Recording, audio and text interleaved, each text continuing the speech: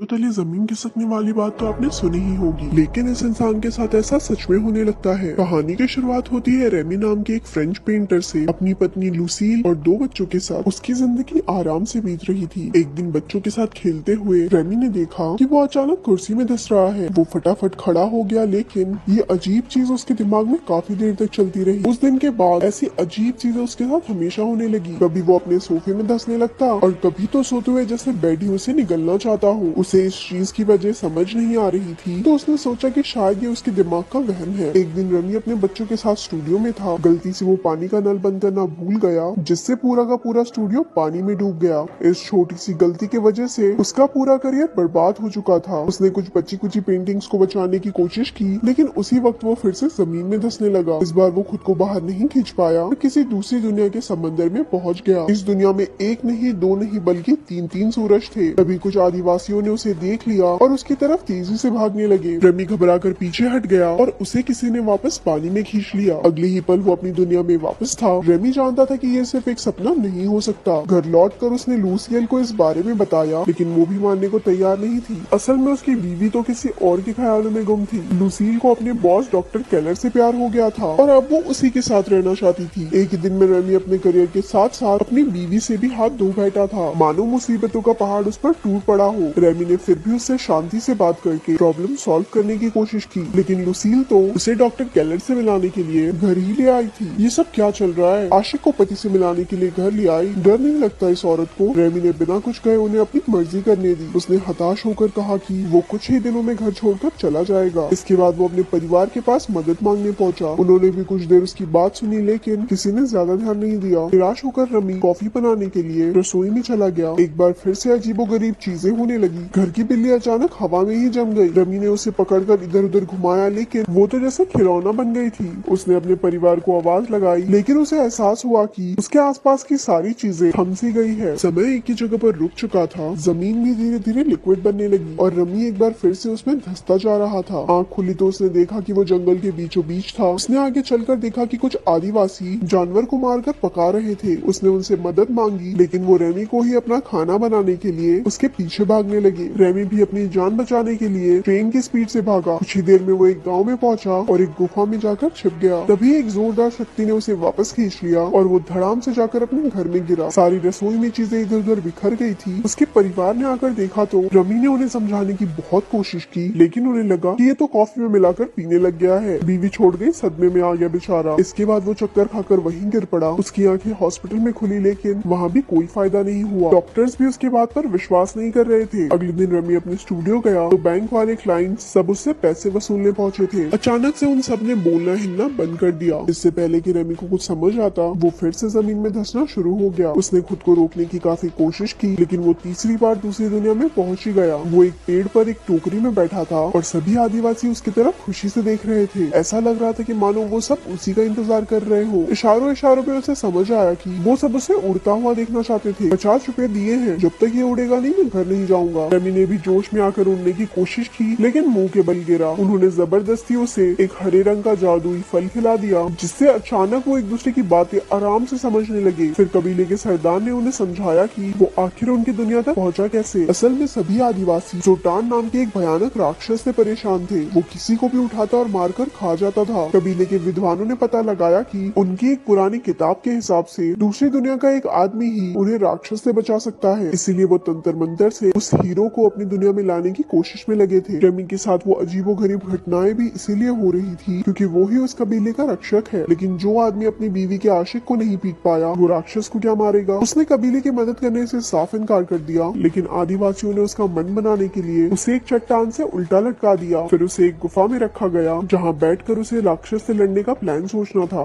भूख लगने के कारण रमी ने जैसे ही वहाँ रखा एक तरबूज उठाया, वो वापस अपनी दुनिया में पहुँच गया। इस बार उसने लोगों को अपनी कहानी बताई ही नहीं। वो जानता था कि कोई यकीन ऐसे भी नहीं करेगा। इसके बाद वो एक लाइब्रेरी में जाकर अपने मुश्किल का हल गूगल से पूछने लगा, लेकिन गूगल के पास भी इसका कोई हल नहीं था। अब उसने भर भर के प्रोटीन लेना शुरू कर दिया ताकि वो ताकतवर बन के जोडैन को हरा सके। अगली बार वो दूसरी दुनिया में नए जोश के साथ पहुंचा। कबीले वालों ने उसे एक तलवार दी और जोटैन से बचने की तरकीब के बारे में पूछा। उसने सभी आदिवासी को एक नए गांव में बसने को कहा और रास्ते में उनकी सुरक्षा करने का वादा किया। उनकी मान्यता थी कि जो भी गांव के सरहद के बाहर कदम रखेगा, उस पर आसमान से बिजली गिर जाएगी। रमी ने सबसे पहले सरहद पार करके दिखाई कि कुछ नहीं होगा, और देखते ही देखते उसके पीछे सारा गांव चलने लगा। अब सबको यकीन हो गया था कि रमी ही उनका हीरो है। कुछ घंटों बाद जोटैंग के 2 आदमी ने उनका रास्ता रोक लिया। उन्होंने सबको गाँव लौट जाने को कहा, लेकिन रमी ने उनका बहादुरी से मुकाबला किया और तुक्के से एक को तो मार भी दिया। कुछ देर बाद उन्हें खबर मिली कि जोटैन उनके कबीले पर हमला बोलने वाला है। अपनी दुनिया में वापस आकर रमी ने युद्ध कला और इतिहास के बारे में किताबें पढ़नी शुरू कर दी। वो लड़ाई की तकनीक और तरकीबों के बारे में पढ़ने और समझने लगा। उसे एहसास हुआ कि युद्ध जीतने के लिए लड़ने वालों में जोश जरूरी है। अगली बार जब वो उनसे मिला तो उसने एक जबरदस्त भाषण देकर उनमें अपने और अपने परिवार के लिए लड़ मिटने का जज्बा भर दिया। कबीले का हीरो होने की वजह से रमी भैया को लड़कियों की कमी तो थी नहीं, लेकिन फिर भी वो किसी की तरफ आंख उठाकर भी नहीं देखता, क्योंकि वो अभी भी अपनी पत्नी से प्यार करता था। कुछ देर बाद वो अपनी दुनिया में वापस आया और अपनी बेटी के साथ थोड़ा समय बिताने लगा। जब रमी कबीले में लौटा तो उसने देखा कि लड़ाई तो पहले ही छिड़ चुकी थी। वो लोग जोर्डान के आदमी से बुरी तरह हार रहे थे और लोगों को मरने से बचाने के लिए वो वापस उन्हें अपने ठिकाने पर ले आया। इसके बाद रमी ने उन सबको आगे का प्लान बताया। अगले दिन वो सो रहे दुश्मन सैनिकों के पास गया और उनकी बेइज्जती करनी शुरू कर दी। किसी को थप्पड़ दिए तो किसी को चढ़ाया और सबको अपने पीछे लगा लिया। उसका प्लान सही जा रहा था। दुश्मन सैनिक उसका पीछा करते हुए खाली जमीन पर आ गए और वही रमी ने अपने सेना को पार करने का ऑर्डर दे दिया और खुद भागकर एक खोखले पेड़ में छुप गया। आदिवासी ने तीरों से हमला कर दिया, जिसमें आधे दुश्मन मारे गए और बाकी मैदान छोड़कर भाग निकले। सबने रमी के सामने सर झुकाया, क्योंकि वो ही उनका असली हीरो था। युद्ध के बाद वो सब एक नई जमीन पर बस गए। रमी अब उनका राजा बन चुका था। अपनी मॉडर्न नॉलेज से उसने गाँव में काफी नई नई चीजें बनवाई। धीरे धीरे उन्होंने बहुत तरक्की कर ली। वहाँ रमी को एक भगवान की तरह पूजा जाता और वो हर समय लड़कियों से घिरा रहता। वहाँ रहकर उसने एक मोनालिसा जैसी पेंटिंग भी बना डाली। देखते ही देखते 6 महीने बीत गए और इतने समय से राजा रहने के बाद रमी थोड़ा बदल चुका था। पहले वो लुसील के बॉयफ्रेंड गैलर से डरता था, लेकिन अब तो उसे देखकर गैलर के पसीने छूट जाते थे। एक दिन उन दोनों में हाथापाई भी हो गई और उसे पीट कर रमी को बहुत शांति मिली। वक्त के साथ साथ रमी की सफलता उसके सर पर चढ़ गई थी। वो अपने लोगों के साथ गुलामों जैसा बर्ताव करने लगा। लोगों ने कुछ महीने तक तो उसके ऑर्डर्स चुपचाप माने, लेकिन बाद में उन्होंने उसके खिलाफ बोलना शुरू कर दिया। जब रमी को इसकी भनक लगी तो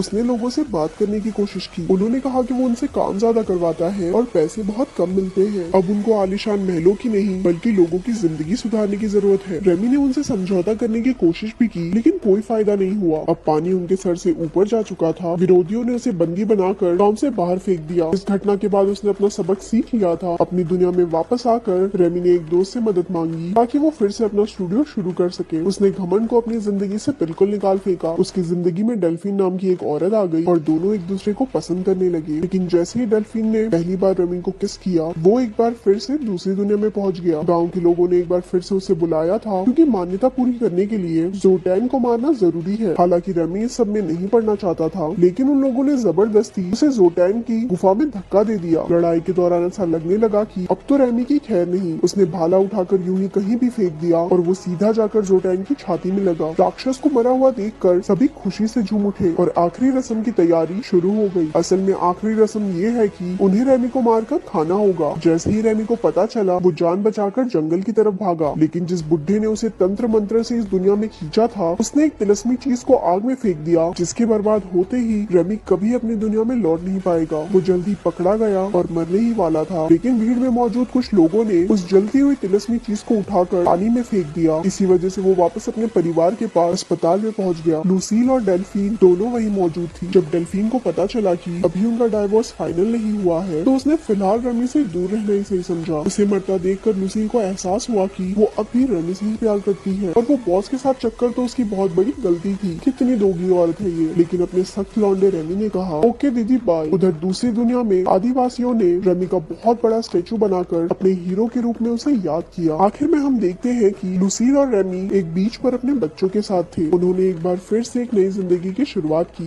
यहाँ अपना रमी पिघल गया और ऐसे ये मूवी यहाँ खत्म हो गई। ऐसी और स्टोरी सुनने के लिए हमारे पेज को लाइक करें। धन्यवाद।